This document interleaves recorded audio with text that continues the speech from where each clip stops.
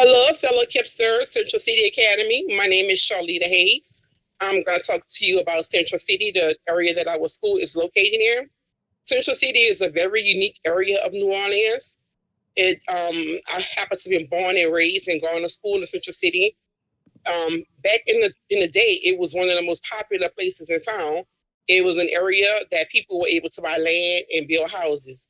You could buy a lot for maybe like in the early 20s. You could buy like a piece of land and build a house. A lot of people build those double houses and everything.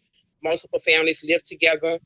There were schools. There were doctors. There were hospitals in the neighborhood, libraries, churches, you name it. It was there. Grocery stores, merchants, all of them, and they all also had businesses in the neighborhood, and they lived in the neighborhood. A lot of them lived behind their stores. They built houses, and there was just areas that people of color, African American people, were welcome to be themselves. And it was maybe at the height of segregation in segregated places, segregated spaces. So everything there was catered to the black community, although the merchants in the community were not black.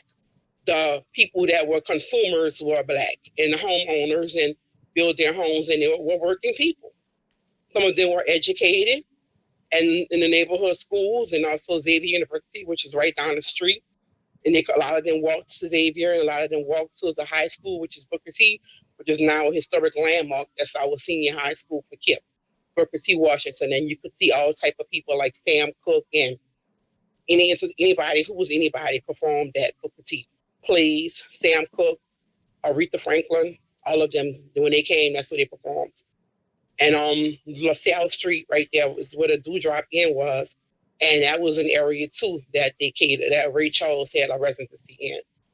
He lived at the hotel. There was also a hotel in that neighborhood because people couldn't stay at the hotels in the CBD when they came to visit and came to work in New Orleans. So everything was for the area. Okay, so that's a bit. And I happen to love Central City, and a lot of my roots were there. So, but after Katrina, it took a devastating turn for the worse. So they're trying to finally get it back out with the property and the rebuilding efforts and everything, and to make people homeowners in Central City.